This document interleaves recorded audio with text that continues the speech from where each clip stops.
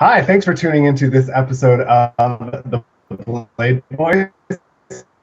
I'm Ted Flett, And I'm at Das.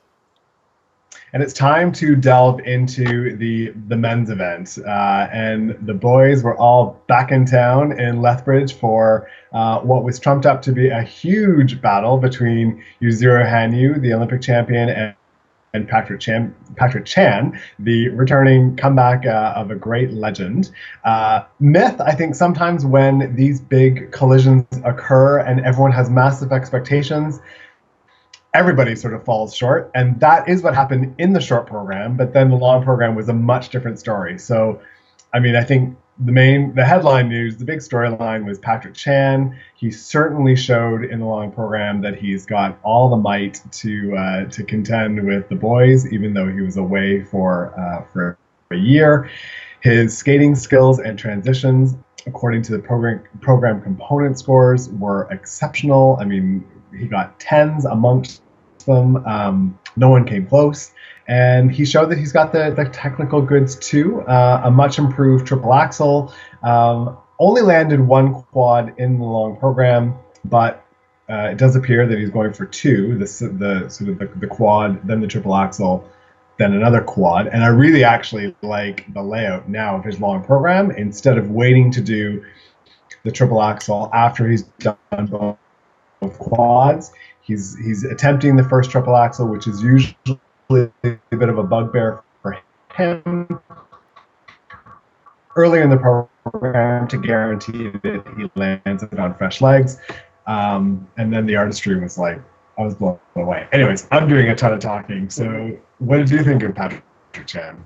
Like you said, like worlds collide with Patrick and Yuzuru kind of already going head to head on the Grand Prix season. And it's funny because like even in the Olympic season, they shared the same Grand Prix event. So these two, even though they're like normally the top people on Grand Prix like to avoid each other and then meet later at like, Worlds or like, Four Continents or something like that. But no, these guys went head to head. And the big question was if Patrick Chan would be able to hang with Hanyu. And that short program, unfortunately, was probably the worst short program in recent memory. I mean, for the highest score to be Daisuke Murakami, who had a great short program, underscored I thought actually, only about 80 points, and then you get like Patrick Chan and Yuzuru Hanyu like both falling prey to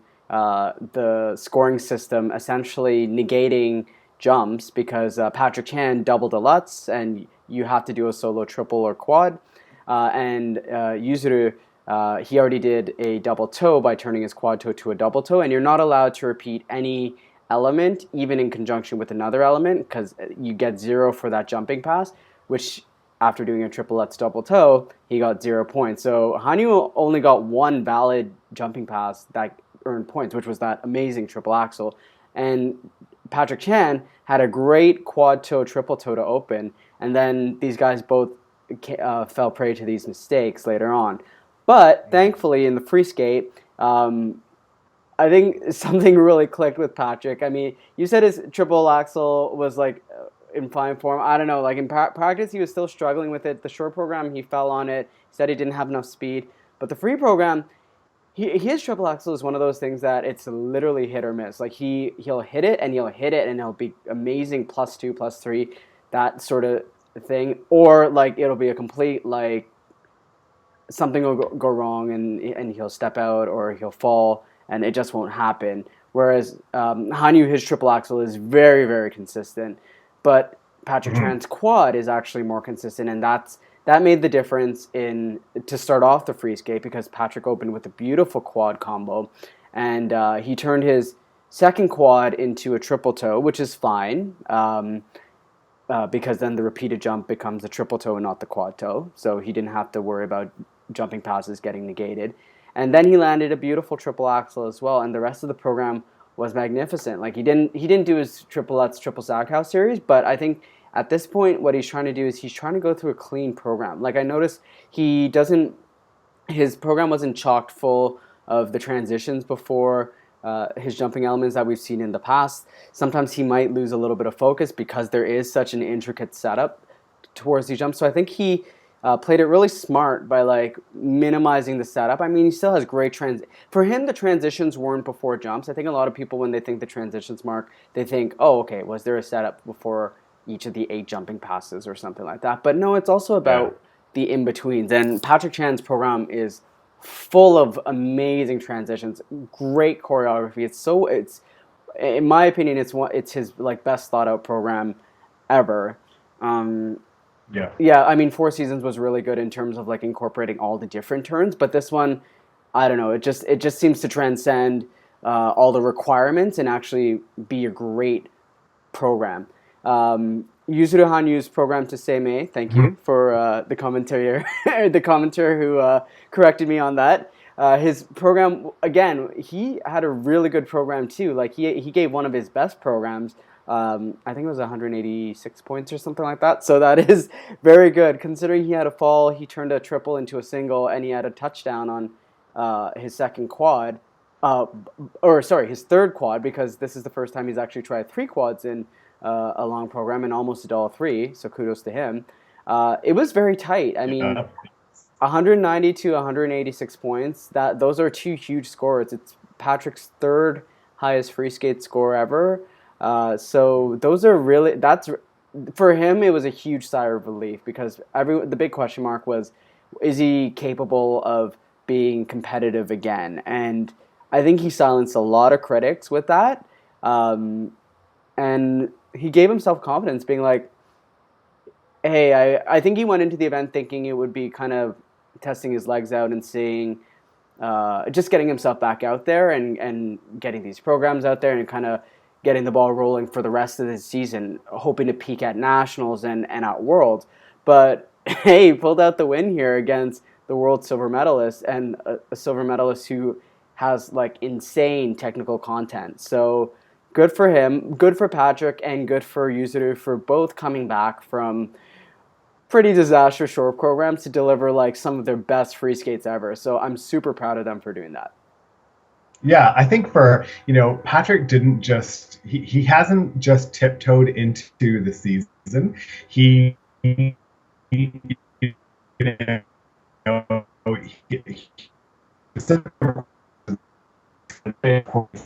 hard because he had a brilliant skate there in the 2013-2014 season, and he wanted to return and reclaim that glory. And as it turned out, he was going head to head with Yuzuru. It was the first time he's, I believe, even seen or been in company with Yuzuru since losing to him in Sochi. So there's probably some bitterness and some good stuff for Patrick sort of go through in that regard. But to be thrown back into that frenzy, I'm sure there was a huge entourage of media, Japanese media following Yuzuru. For Patrick to be part of that and to observe that and to see that, he is not shying away from the competition. I think if Patrick had even made it onto the podium, would have been a success in Skate Canada to help set him up for continued success season. For him to win it is just like, it's just, cherry on the top. My only beef that I have is the costume with the short program. I like that it's a bit understated and it's sort of simple. There's a bit of it doesn't look totally well fitted and it's a little bit sloppy. It feels to me like it's kind of the thing you would wear to professional casual Friday at the office as opposed to something you skate in a competitive program. But Patrick, and you've got like sensational transitions, all the program components and all the jumps to back it up. But I guess at the end of the day, who really cares what you're wearing? Daisuke Murakami, I think, had a really excellent short program. I agree with you that it was underscored. I think when you skate to something like Les Mis, Bring Him Home, it's that piece of music is quite melancholy. It's fairly monotone. It's a deep emotional song. But if you make a mistake, it's that music doesn't kind of pick you up and help carry you through the remainder of the program. So So a bit of a brave, daring pick on his part. And hey, you skate to it clean and it comes off beautifully. I think it creates like a real hush and a real moment in the arena, or at least I imagine it does. And so I think that's great that he won the short program. I don't think he had a bad long program. It's just that when you're going up to a three-time world champion and Olympic champion, that's just tough to contend with. And he has the experience of, okay, this is what it's like to skate had such a deep do, and probably he succumbed to a little bit of nerves generally, but a really good skate on his part that will help set him up for continued success. Because I think to be a Japanese man right now is like to be a Russian woman. Like, it is a Shark Tank, and good for him for showing that he's got the stuff to put together two solid programs generally, and hopefully he'll continue to work on that momentum over the course of the season. Yeah, you mentioned the Japanese media, and of course with Yuzuru there, I mean, there's also Daisuke, and there's so much pressure on Daisuke this season because Japan only has two world spots, and you would imagine that Yuzuru is going to get one of them, regardless of like how he skates, because his level of skating is just so high, and his technical difficulty is just insane. That even if he rotates, like, he'll still pick up more points than most of the field.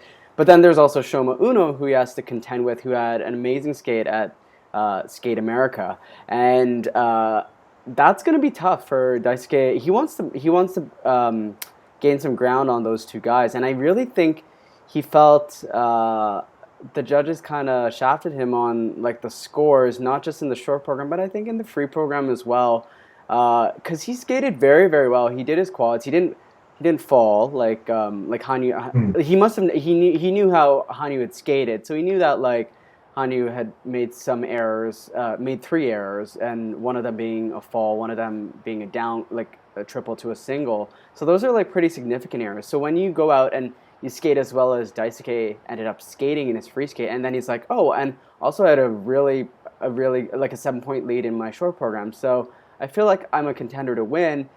It's disheartening when the component scores eventually kick in, and then you're like, okay, well, these judges, they're clearly not on my side compared to the other guys, and it is what it is, and you end up getting the bronze medal, which again is a great achievement. But I think he felt that he had held off the other guys given their errors in the short program and some of the errors in the free skate, but unfortunately it didn't go his way. I did love his short program. I thought, like I said, I thought he was underscored. His quad was quite an error with like the step out and the hands down, but I mean, he still had a beautiful triple axel and did a triple lutz triple loop, which you rarely see you might see it more in the girls than the guys, but that's a very rare combination. So he's doing what he can to like pull up the gap, and unfortunately the component scores are just his albatross right now, and I think he should, throughout the season, he should expect to see those components rise. He's giving me like these nice Tatsuki Mashida vibes, especially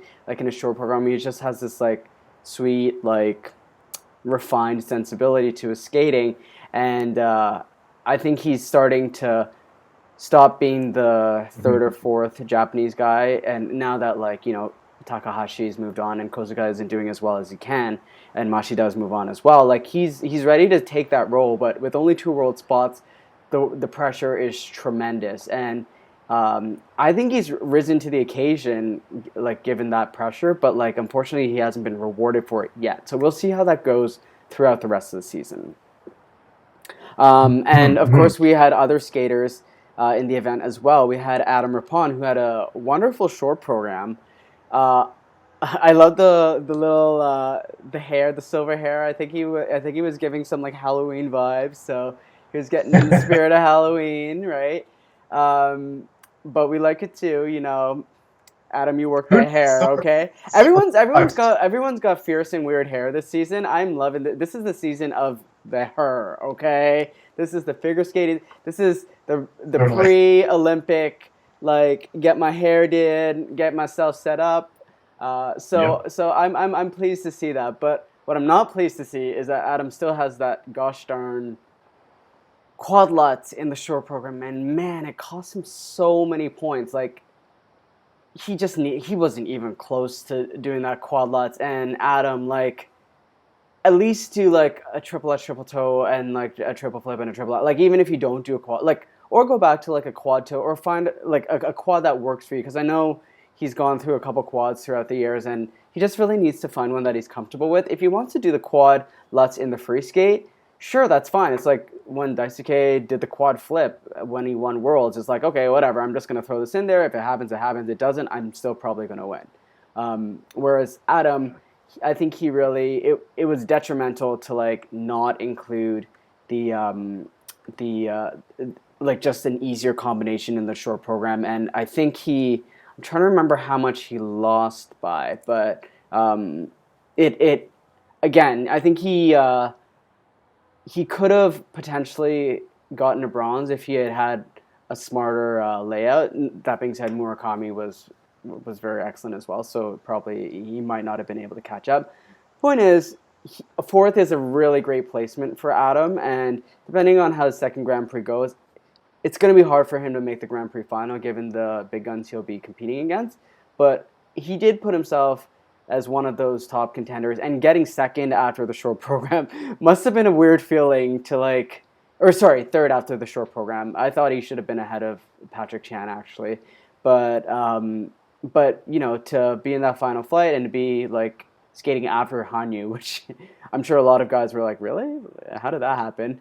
Must have been an odd feeling, but I think he had a good free skate with some triple axels and some nice artistry as well. So good for him for not caving into the pressure of being so high up after the short program.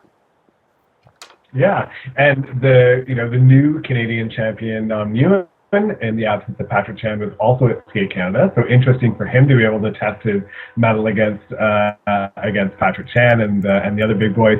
Before we wrap up this episode, what did you think of Nam Nguyen?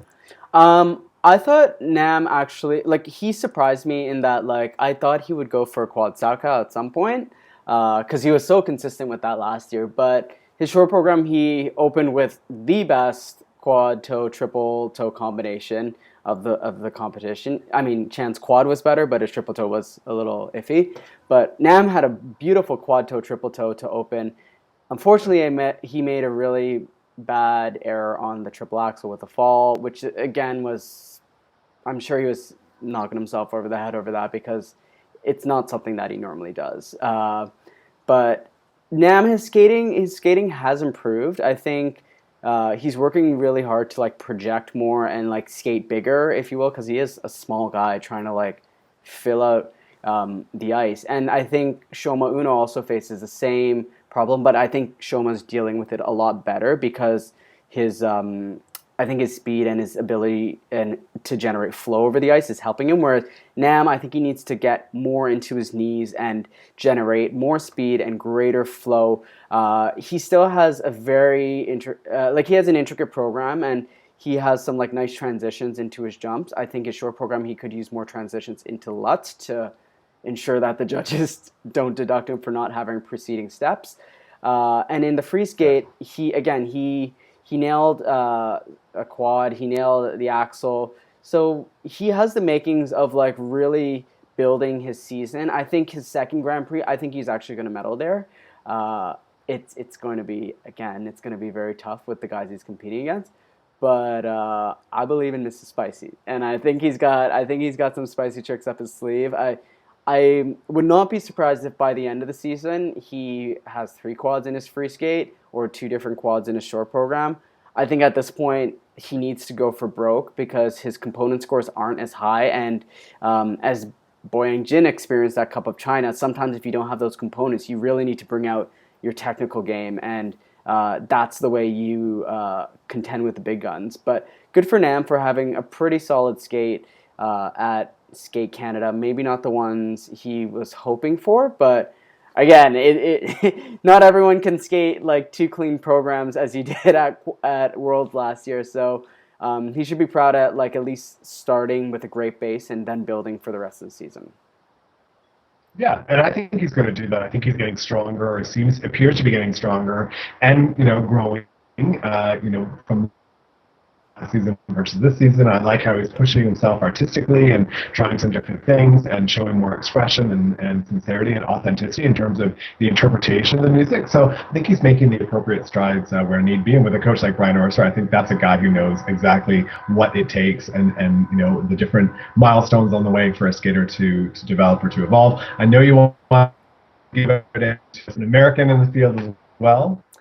Yes, I wanted to give a quick shout out to Tim Dolensky because after one of his worst short programs, he came out on fire in his free skate, and shame on me, I'd never really heard of this guy until this event.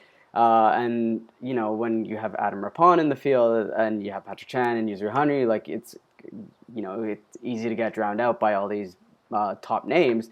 But he delivered an amazing free skate, and I think he has qualities of being like a U.S. champion. If he gets a quad, and he develops consistency, like his triple axel is very, very good. Like one of the strongest of the U.S. men, in my opinion. So he surprised, I'm pretty sure, everybody, including himself, going into that going into that long program.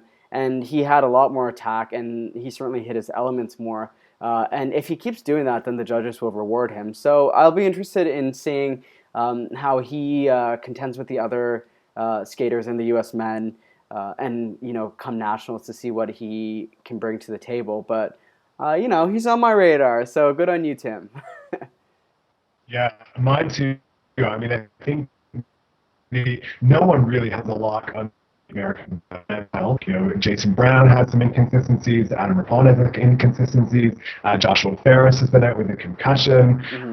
Max Aaron, it's hard to know where he sits. Jeremy Abbott's taking the season out. So, anything could happen. And a skater like Tim could, who knows, could skate off with the U.S. title in a matter of months. So anyways, Thanks for watching this breakdown of the men's event at Skate Canada.